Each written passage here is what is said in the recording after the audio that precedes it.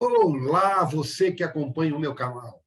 Antes da nossa entrevista de hoje, eu quero primeiro te agradecer por estar sempre aqui acompanhando o TV Saudade Entrevista. Agora, se você gostar do nosso trabalho, se você gostar da nossa entrevista, dá um like, faça um comentário, compartilhe as nossas entrevistas, faça perguntas, sim que é possível, eu vou responder. Se souber, eu respondo na hora, se não souber, eu vou buscar a resposta para te dar.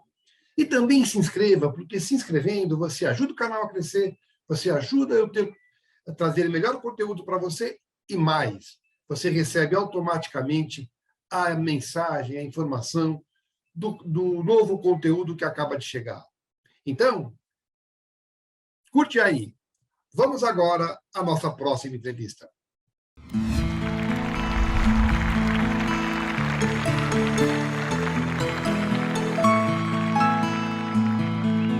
A formação ajuda a você entender o processo, mas é a prática que faz o bom ator. Você está dizendo? Ah, sem dúvida. Por isso que eu digo, como a gente não faz o número de personagens suficiente para ficar muito bem, a gente tem que fazer as personagens da coxia. O Juca está falando, o Fulvio Stefanini, nossa, eu assistia os dois da coxia, falava assim, ai, que maravilha, eu falei assim, sabe, eu estava fazendo aquele personagem, entendeu? Isso significa que se eu fiz 25 personagens, na verdade, eu fiz 150. Fora que a coxia, além disso, tem aquela coisa, o ator precisa estar bem, né? Você falou do Fulvio, o Fulvio é uma graça de pessoa, né? É difícil não gostar do Fulvio, né? Eu conheci o Fulvio, eu entrevistei o Fulvio e fiquei apaixonado. O Fulvio é. Agora, ele é ótimo. A coxia precisa funcionar assim também, né, Cléo? Se não funcionar, se os atores não se gostarem, também não vai, né? Nós trabalhamos com emoção, certo? Meu Deus, se nós não estivermos afinados emocionalmente com a pessoa que nós estamos contracenando, nós estamos fingindo estar antenado naquela pessoa. Fingindo, não é possível. Eu não acredito nisso. Eu acho que a gente tem... O ator precisa tomar cuidado para se dar bem com o elenco dele, porque o elenco é a harmonia. Sim, sim. E vai fazer o sucesso do espetáculo, que é interessante para todo mundo, né? É claro. Me diga uma coisa, Cléo, o teu processo de composição.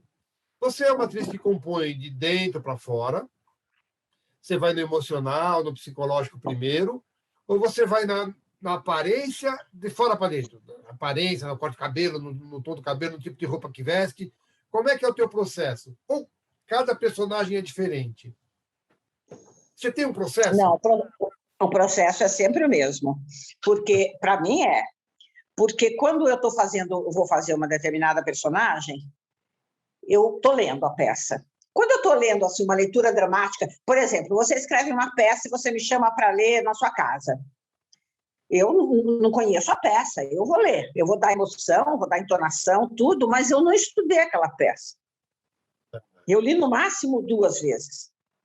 Quando eu vou fazer o espetáculo, eu levo mais tempo para concluir a reação nessa cena, naquela, etc. E a transição de uma cena. O que acontece muito com os atores novos, principalmente, olha, nós temos grandes atores, como eu te falei, o ator brasileiro é gigante. Eu não estou dizendo que nós temos gente fantástica nessa geração. Mas uma coisa que a gente tem que dar muita importância no teatro é o clima da cena.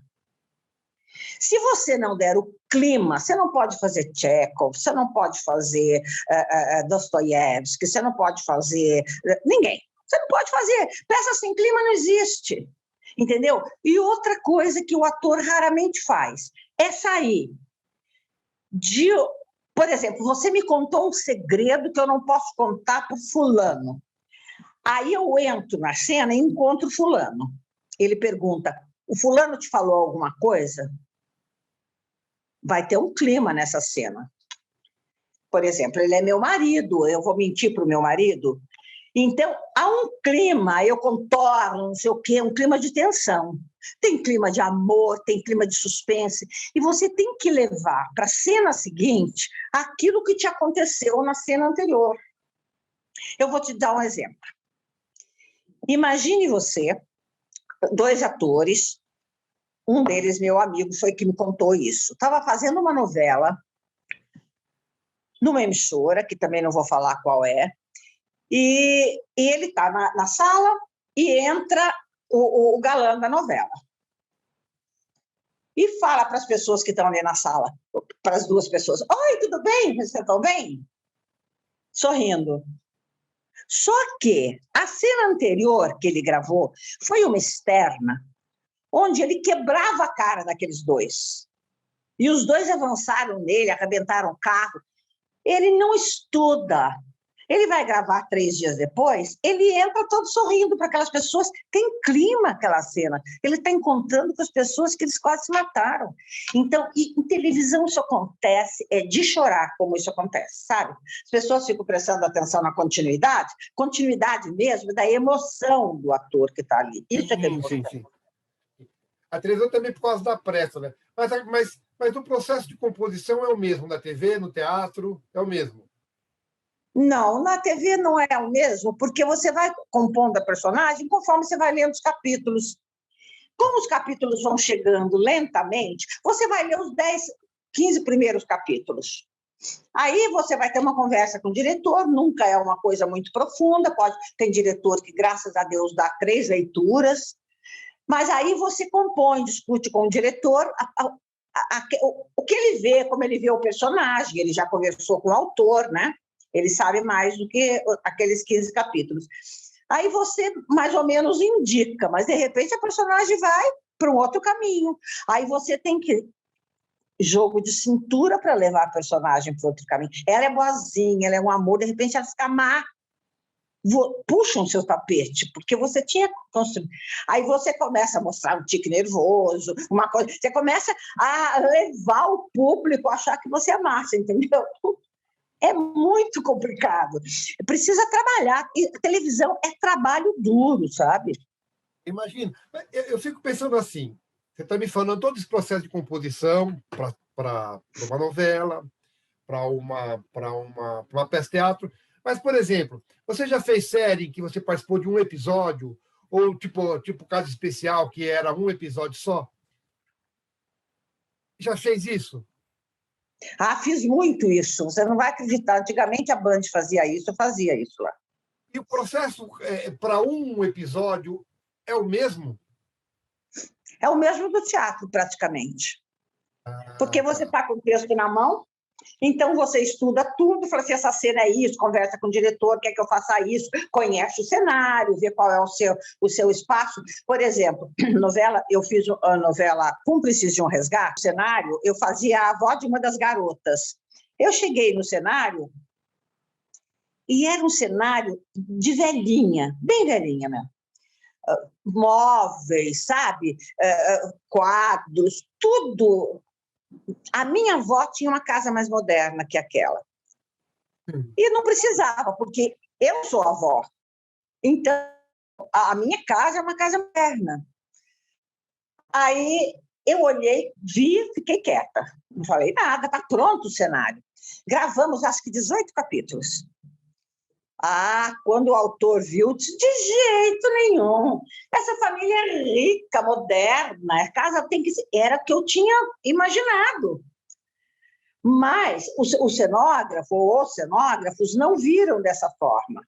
Eles viram uma vovó, um vovô, entendeu? Velhinhos não, eles eram para frentex, eles eram danadinhos. Não podia ser aquela casa. Aí, meu filho, eu fiquei sem gravar, sei lá, uma semana, montaram um cenário lindíssimo, com jardim e tudo, todo moderno, e nós regravamos 18 capítulos. Com o cenário. E o cenário ajuda na construção do personagem? Ajuda, nesse caso? Não ajuda muito, porque nós não temos liberdade de criação TV. De marcação na televisão. A televisão, o diretor já decidiu se vai usar 1, 2, 3, 4 câmeras, já falou assim, olha, vai ter aqui, vai ter lá, então ele já sabe para onde você vai. Então, você tem que levar a sua personagem a ir até a porta para ir embora, por exemplo. Ele fala assim, agora você vai até a porta. Aí, eu não tem texto dizendo que eu vou até a porta, mas aí eu penso assim comigo, assim, deixa eu ver se está frio lá fora, e vou até a porta. Eu invento alguma coisa para não ficar uma marcação horrorosa. Você já viu essas pessoas que falam do tempo, da temperatura? Sim. Aí é muito engraçado. Elas estão falando assim, na ponta do cenário, aí elas vão falando para a câmera e vão falando assim. Então, aí, não sei o quê, ninguém anda sem olhar onde pisa, gente. Você tem que olhar onde você pisa. E também você não vai para onde você não sabe que vai. Você tem que saber, se eu levantar daqui para ir para a porta, eu tenho que... O que vai levar? Tocou a campainha? Houve barulho na porta? Eu quero ver se fulana já está chegando, se esse barulho do carro é o dela. Você entendeu? Tem que ter uma motivação. Na televisão, isso é mais difícil. Você, na hora da marcação, você tem que inventar a sua motivação. Entendeu? Entendi. Às vezes, quando o diretor é bem legal, assim, de muita experiência e coisa e tal, ele já te manda para onde ele deveria mesmo, onde está na sua cabeça. Mas quando ele é novo, ou um pouco resistente, ou um pouco sem talento, ele te manda fazer coisas que não... Você tem que mudar na hora a tua cabeça. Entendi. Sabe por quê? Ninguém senta, ninguém levanta, ninguém bebe água, ninguém bebe se não precisa. Eu vou beber água porque eu não preciso. Antes de pedir água para a empregada, eu falo na novela, tem que pensar assim, nossa, estou com a boca seca. Fulana, traz uma água para mim. Tem que ter isso, porque senão eu estou repetindo o texto. Entendeu? Entendi. Fala, desculpa. Diga uma coisa, você falou um pouco aí de como funciona quando você substitui alguém no teatro. Você já fez alguma novela que foi remake de outra? Alguma novela, o quê? Que foi remake, que foi regravação. Já Não fez alguma? Fiz. Sabe Meu Filho, Minha Vida? Sei. Foi uma novela que eu fiz o remake, agora não vou lembrar qual era o nome. Mas não importa. A pergunta é... Eu fiz. Você é como no teatro, você não busca referência na atriz que fez, você vai fazer o teu jeito, ou você busca alguma referência no trabalho anterior? Eu não busco. Como normalmente a minha vida foi assim, trabalhar todas as noites, eu não assistia novela. E depois, eu não gosto de assistir novela, não é porque eu não gosto de novela, porque se tocar a campainha na hora da novela que eu estou gostando, eu vou ficar tão brava. Então, eu fico muito amarrada numa novela que eu gosto. Se eu gosto, eu falo assim, ai meu Deus, eu queria ver, ele vai chegar lá, vai falar com ela, você entendeu? Eu quero ver. Aí toca a campainha, toca o meu telefone, alguém para bater um papo longo, eu fico irritada. Então, parei de ver novela, essa é a única razão. Primeiro, eu não via porque estava no teatro todas as noites. E hoje eu não vejo porque eu não quero ficar amarrada. Eu quero ver um filme, quero ver um programa, não quero ficar amarrada. Duas coisas. E alguém já fez algum remake de novela que você fez? Alguém já fez um personagem na TV que você tinha feito na novela, você já tinha feito anteriormente? Acho que não. Eu quero saber o seguinte, você teria ciúmes? Queria o quê? Teria ciúmes dos teus personagens feitos por outra? Ou quando te substitui no teatro também? Quando eu substituo alguém, eu não quero ver o espetáculo. O diretor vai ver suas marcações, não adianta. Aquilo fica na tua cabeça, entendeu? Mas quando você é substituída? Eu já fui substituída, mas não pude assistir o trabalho da minha amiga. Eu fui substituída na peça que chamava Os Colunáveis, que no Rio de Janeiro eu fazia aqui com Otton Bastos e Juca de Oliveira. Aí entrou a Regina Braga para fazer o meu papel, porque eu estava grávida. E eu começava a peça com uma lingerie, não dava para camisola, não dava para ter barriga, entendeu? Então, ela entrou no meu lugar. E eu fui esperar a minha Gisele. Mas você teria Mas eu ciúmes? não vi o trabalho dela. Mas como ela é uma ótima atriz, eu tenho certeza que o trabalho dela foi de muito sucesso. Então, mas a pergunta é, você teria ciúmes dos teus personagens? Que você fez, defendeu com tanto carinho, um outro ator fazer? Você teria, você acha? Teria se a pessoa estivesse fazendo mal. Ah, tá. Porque eu ia falar, estragou tudo, sabe? Aí eu ia ficar chateada. Mas se ela estivesse fazendo bem, falando, olha que ideia boa que ela teve. Eu gosto muito de interpretação, Américo. Eu nunca ia desgostar, mesmo de um ator que eu não suporto. Se ele estiver no palco, tem pouquíssimas pessoas que eu não suporto, acho que nem tem. Mas se ele estiver no palco e fizer um bom trabalho, eu me babo toda. E você convive com teus personagens? A pergunta é, você, durante o tempo que você está em cartaz com uma peça, durante o tempo que você está em cartaz com uma novela, você te pega pensando como fazer aquela cena, como não vou fazer aquela cena, eu não fiz direito isso, eu não fiz direito aquilo. Durante o dia você se pensa, se vê A gente pensando. convive com a personagem bastante. Ela vem para casa algumas vezes. E se ela não vem com você, ela bate na porta e você tem que abrir a porta para ela, porque ela veio te falar alguma coisa, diz assim, você estava ruim naquela cena, hein, meu bem? Sabe? Aí você fala, caramba, por que eu fiz aquilo? Era muito melhor ter feito não sei o quê. Então, aí eu já, para as próximas vezes, eu já dou aquele segredo que não tinha percebido. Eu pergunto isso, Cléo, porque como ator eu preciso conviver com os personagens, senão eu não consigo escrever. Eles precisam conversar comigo. Agora, como é que assim? Você tirou o figurino, volta a Cléo, ou você fica carregando ele por um tempo, o personagem por um tempo ainda?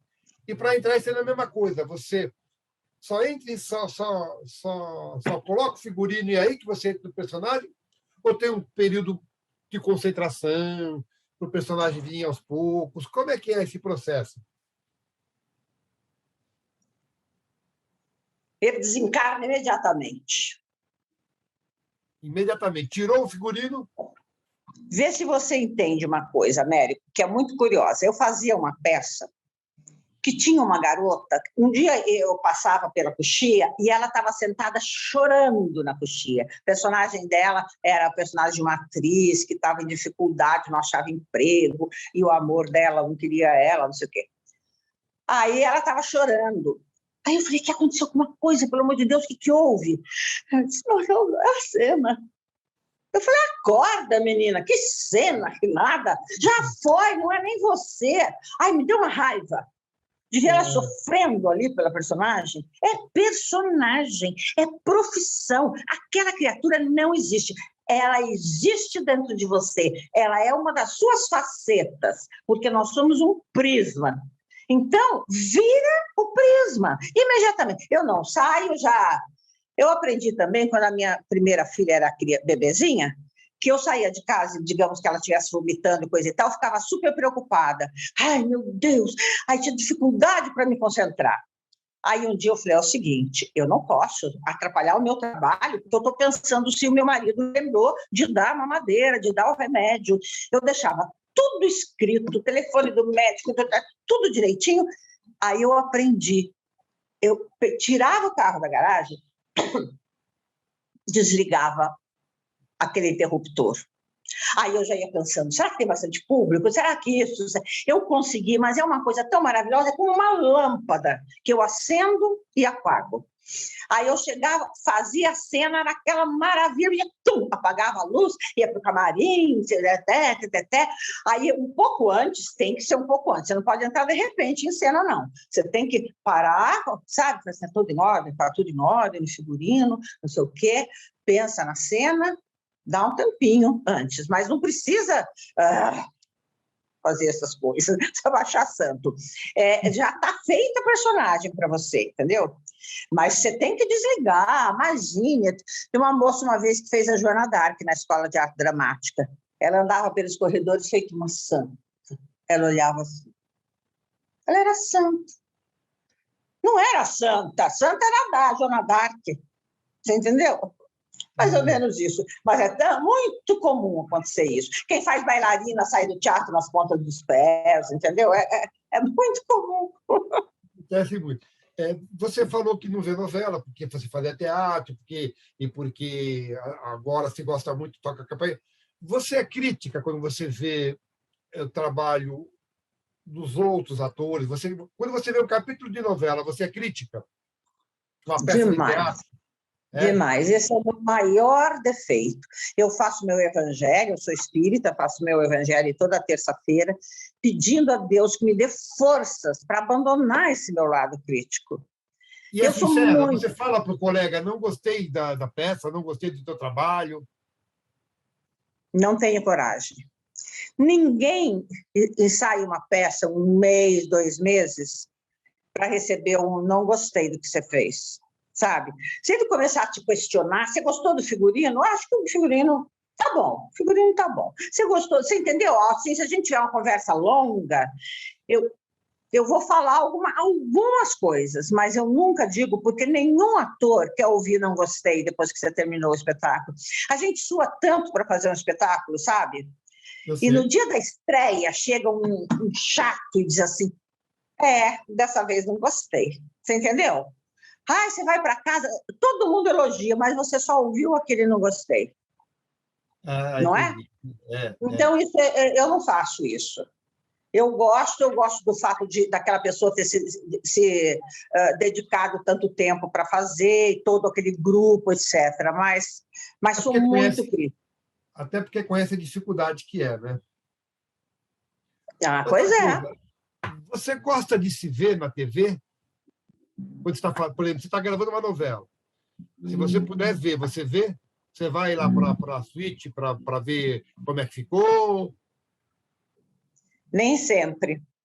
Às vezes eu imagino uma cena de um jeito e está de um ângulo totalmente diferente. Eu fico, sabe? Eu, por exemplo, estava super emocionada, ele não pegou close, pegou de longe. Sabe, assim, você sente que está perdendo alguma coisa. Mas, ultimamente, engraçado, né? Quando eu era jovem e bonita, eu não gostava. Agora, que eu já estou com 35 anos, agora eu acho legal, eu gosto de ver. E você gosta, por exemplo, quando a novela reprisa, uma novela de 10 anos atrás, reprisa, aí você vê? Não, porque eu fiz uma novela chamada Pérola Negra, que já reprisou acho que 3 ou 4 vezes.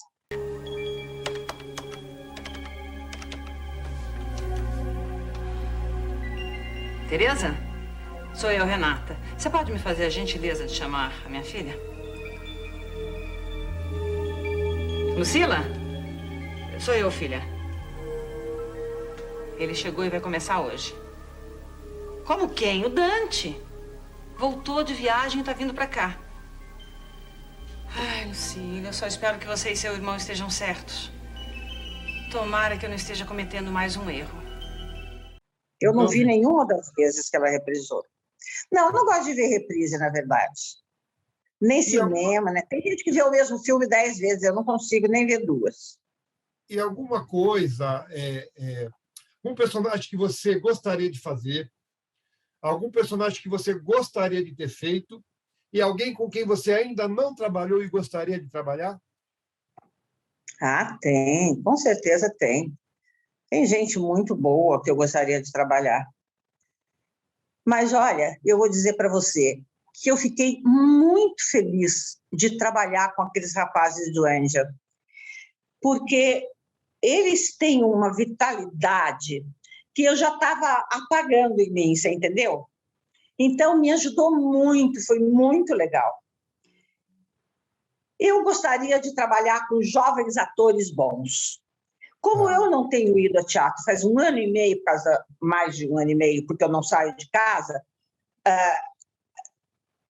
eu não sei com quem eu gostaria nesse momento de trabalhar, mas Eu admiro muito o trabalho de bons atores, mas muito. Eu adoro interpretação. Tem personagens que são assim fascinantes, né?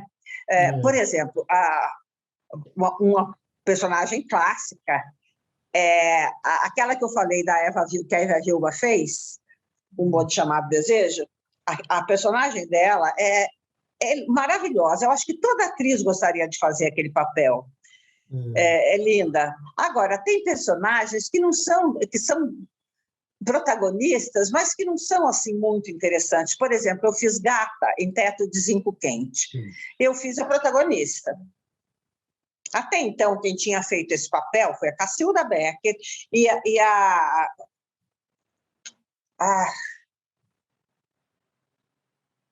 não lembro. No Rio de Janeiro foi a outra atriz, não me lembro o nome dela. Bom, uma grande atriz.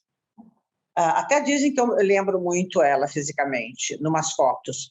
Mas eu fiz aqui, não é um papel que me dava muita vontade de ir para o teatro, sabe?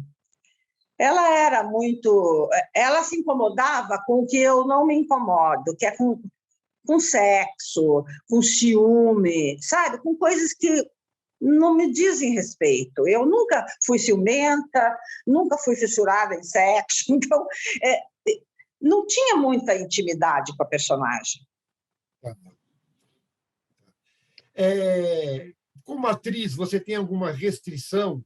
Coisa que você não faria de jeito nenhum? Eu não faria nu.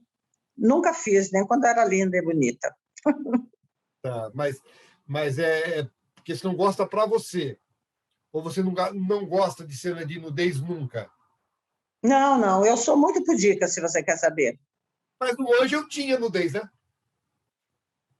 Dos meninos lá, eu posso trabalhar numa peça que tem nudez, eu não faço. Entendi. Entendeu? Não tenho pudor. Eu fiz o Hair. Quando o Adhemar Guerra me convidou para fazer, eu falei, Adhemar, desculpe, é a minha primeira peça profissional, eu não faço nu, nem vou fazer nunca. Ele falou, não preciso de você para fazer o nu.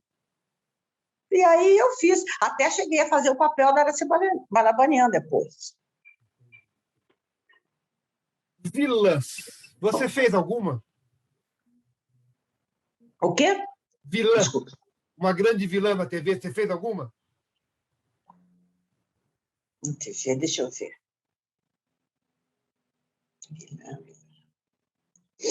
Eu acho que não, mas eu sou boa para fazer uma vilã. Eu adoro. De fazer a vilã? Adoraria fazer uma vilã. A vilã é mais colorida? A vilã é mais colorida que a prostituta, é mais colorida que a assassina. Sabe o que é? Amar tem muito mais nuances, tem muito mais chance de mostrar nuances de interpretação do que a boazinha, a doce.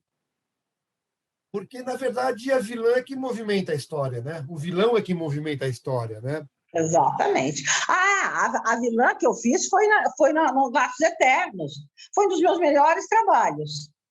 A Condessa Dancourt, que era uma safada sem vergonha, maldita, mas eu amava fazer. Por quê? A gente está passando uma coisa, passando para o público uma revolta tão grande com uma mulher tão má, que eu já estou colaborando entre o bom e o ruim. Entendeu? Então, você gostaria de, por exemplo, fazer uma grande vilã numa novela? Não, adoraria. Por exemplo, uma vilã como fez a Glauce a Melânia da Glauce, você assistiu? Vi. Sim, adoraria. A Glauce é ótima, né? É maravilhosa. Quero te perguntar uma coisa, Cléo. O que é mais difícil para você? O que é pior para você? Um bom texto feito por maus atores ou um mau texto feito por bons atores? O que é mais difícil de engolir ou mais fácil de engolir? O mais difícil de engolir é um excelente texto feito por maus atores. Já viu Tchekhov? De vez em quando eles montam Tchekhov, dá vontade de chorar.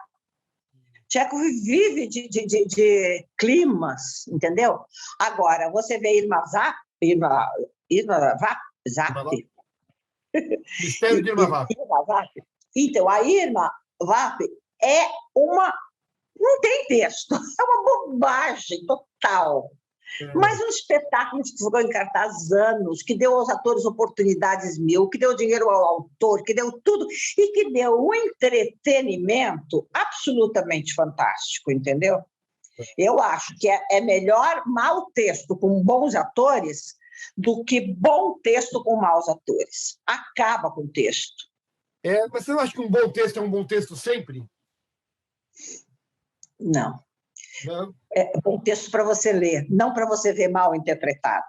Tá. O Tchekhov nunca vai ser ruim, é maravilhoso, mas se for mal interpretado, dá vontade de ir embora na metade do espetáculo ou antes. Tá. A gente está caminhando para o fim, mas eu quero te fazer uma pergunta que eu acho importante você fazer uma avaliação para mim. Existem, no teu trabalho, particularmente, eu acho que 3 tipos de emoções diferentes, ou até mais. A emoção, quando você lê um bom texto, é uma emoção. A emoção, perdão, ao estar fazendo um bom texto, é uma outra emoção. E a emoção de ver a cena pronta. Você concorda? E outra. Tem uma quarta emoção, que é a emoção de ver uma boa cena que você não está, cena fora. Mas me fala basicamente essas 3 emoções. Ler um bom texto, está no momento de fazer o bom texto e ver o bom texto, a cena pronta. A cena bem feita, pronta. Porque a cena que bom texto tem que ser bem feito, aí eu prefiro bom texto com boa interpretação. Agora, tem mais uma coisa aí. Eu quero que você me diga a emoção. A reação da plateia ao seu texto. Isso é uma coisa linda. Quando você estreia, é tudo surpresa. Você sente o silêncio da plateia. Você sente a expectativa da plateia. Você sente o relaxamento da plateia, está se divertindo. Então, isso também é importante, sabe?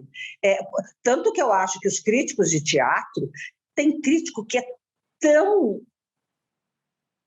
se acha tão maravilhoso que ele só julga o texto e o diretor. Aí você é autor. Eu vou te dizer, você vai me perdoar. O teatro existe sem cenário, concorda? Eu posso fazer o teatro no meio da rua. O cenário existe sem figurino, eu vou com a minha roupa. O cenário existe sem luz, eu passo na luz do dia. Existe sem som, porque eu posso cantar. Existe sem diretor, porque existe um improviso. Existe sem autor, porque improviso é texto e cena. Mas não existe o teatro sem o ator. Então, um crítico de teatro que não fala na sua crítica sobre o trabalho dos atores, para mim, eu nem leio. Falei, fala dos atores? Não, então não leio. Porque ele não sabe o que é teatro. O teatro é, em primeiro lugar, o teatro não no papel. No papel, o teatro é do autor. No palco, o teatro é, em primeiro lugar, do ator. Depois do autor, depois do diretor. São 3 personagens que estão em cena, entendeu? Você não pode falar de um sem falar dos outros. É conjunto, né? É um conjunto, É o conjunto, o teatro é o conjunto. Então, quando o crítico não fala do... Houve em Vitória do Espírito Santo, houve uma crítica, falava uma peça que era um sucesso, a interpretação de todo mundo, eu, Júlio e o Tatá. Aí ele chegou e fez a crítica e não falou, só falou da direção e do texto. Aí ele chegou do hotel para perguntar, e perguntou, o que vocês acharam da minha crítica? Eu falei, péssima, foi a pior crítica que eu já vi. Você não viu os atores? Não foram eles que te transmitiram o clima, aquele texto que estava no papel? Nossa, ele ficou desmoralizado. Ele aceitou, disse, você tem toda a razão. Mas não é só ele que faz isso, não. Mas teve humildade, pelo menos, de dizer que você tem razão. Caco, você coloca muito caco? E outra, você se dá bem com quem coloca caco? Me dou bem com quem coloca caco, porque eu coloco.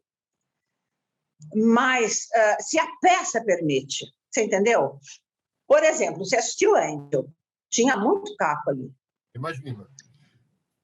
Mas É uma peça atual. Conforme a coisa acontecia em Brasília, você falava aqui, não tem como você falar aquilo que aconteceu, dinheiro na cueca. Quando o dinheiro na cueca foi há 4, 5, 6, 7 anos atrás.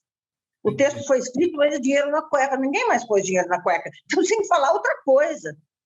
Então, aí, nesse sentido, quando a peça é atual, eu acho que cabe alguma coisa. Se o autor não quer que ponha, tem que avisar antes, porque normalmente você põe um caco atualizado, você abre a boca, a plateia vem abaixo, né? E você sabe que isso colabora muito para o sucesso do espetáculo. E, às vezes, um caco ajuda na mastigação, no soltar o texto. Às vezes ajuda, não ajuda? Às vezes ajuda. Mas, às vezes, também é uma muleta, sabe? Eu gosto de um bom texto escrito, porque é gostoso de falar um bom texto. A gente só precisa de uma mastigação quando o texto está meio retórico. Entendeu? Bom, Cláudia, a gente está terminando, eu quero te perguntar 2 coisas. Projetos, planos, convites, a pandemia está caminhando para o fim. Planos, projetos, convites. E acho que a dramaturgia vai ter que falar desse momento que a gente atravessou também, né? Olha, eu quero fazer teatro. Teatro é uma coisa que está na minha veia, eu adoro. Mas eu estou pensando em fazer com a Darileia Ayala uma peça da Ana Maria Dias que se chama Os Dois Lados do Perdão. É uma das peças mais lindas e importantes que eu já vi. Ela fala sobre o perdão. Como eu sou espírita, eu sei que nesse momento que nós estamos em transformação, de acordo com o espiritismo, do planeta de expiação e provas para o planeta de regeneração, nós temos que nos regenerar também para podermos ficar neste planeta, sabe? Mesmo que sejamos nós trabalhadores da última hora, como se diz no Evangelho de Jesus. Mesmo assim, nós teremos méritos se conseguirmos mudar. Então, essa peça fala de 2 irmãs. É muito linda, Américo. Então, a gente entrou em alguns editais, mas eu não tenho muita esperança em edital, porque são 3.000 peças para 20 escolhidos, e depois também tem... dinheiro pequenininho também, né? Tem a turma aqui, a turma ali. Então, eu fico sem esperança com qualquer auxílio. Mas eu vou conversar com a Dalileia para nós fazermos a peça, tentarmos levantar alguma coisa bem menor, para fazermos a peça, pela simples razão, essa peça precisa ser vista, precisa ser pensada nesse momento. Inédita? Como? A peça é inédita? Inédita? Eu torço por vocês. A última pergunta, que eu sempre encerro as perguntas assim, Cléo. Sei lá quantos anos de carreira, né? Eu fiz 50 anos no ano passado. 50 anos de carreira, nos, sei lá, talvez uma centena de personagens ou mais. Esses personagens ajudaram na formação da mulher. Como você seria não tivesse vivido tantas vidas? Como você acha que você seria? Os personagens contribuíram para Cléo Ventura como ser humano? Muito, muito. Eu acho que a gente enriquece muito e, por isso, eu nunca precisei fazer análise, porque o palco é uma sessão de terapia. Não que você põe para fora as suas mazelas, não. Mas se você prestar atenção em como aquelas personagens agem e o que acontece com elas em virtude daquela ação que ela teve anteriormente, você vai projetando isso para a sua vida. Não tem como, sabe? O amor que aqueles 2 personagens vivem, o amor que eles não vivem, que eles deixaram de viver, isso você vai trazendo. São experiências, sem dúvida. Você ser atriz te fez uma mulher mais feliz?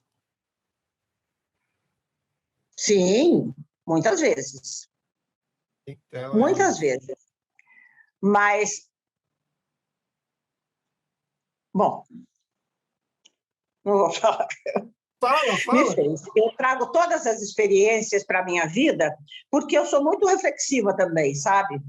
Eu penso muito sobre a relação humana, esse é o meu forte. Eu adoro observar isso, sabe? Mas eu observo tudo também. Eu observo andar, elegância, deselegância, sabe? Tudo isso. Você me fez uma pergunta que eu deixei de responder. Você me perguntou se as minhas personagens vêm de fora para dentro ou de dentro para fora. Lembra que você fez essa pergunta? Lembro. Eu acabei não te respondendo. Eu sempre achei e sempre acreditei que as personagens vinham de dentro para fora. Eu trabalhei muito com Antunes Filho, ele insistia muito nisso, né? Aí, eu estava fazendo uma peça com Juca de Oliveira, não é Edifício Chamado 200, foi outro. Bom, eu estava fazendo uma peça com ele e eu não encontrava personagem. Não encontrava. Meu Deus, e eu chegava no teatro, a direção era nossa, dos 4. Tinha mais uma atriz, o Juca, a Tatá. Aí a gente chegava lá e falava assim, olha, gente, não sei fazer essa mulher. Ela era muito simples. Uma coisa que é curiosa, Américo, é que se você é uma pessoa simples, você consegue fazer uma mulher sofisticada. Se você é uma pessoa um pouco mais sofisticada, é muito difícil fazer uma mulher simples. Então, para você é mais fácil. Na caricatura. Para você é mais fácil fazer a personagem mais distante de você ou a personagem mais próxima de você? Você está me dizendo que a mais distante para você é mais fácil, né? Pode ser. Pode ser mais fácil, sim. Mas eu não conseguia, eu chegava no teatro, eu não sei fazer essa mulher. 15 dias depois, falei, não sei fazer essa mulher.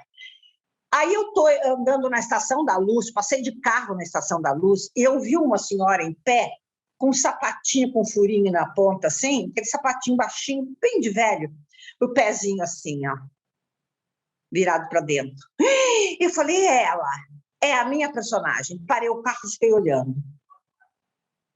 Então, eu posso dizer que essa minha personagem, que foi muito bem recebida, ela saiu de fora para dentro.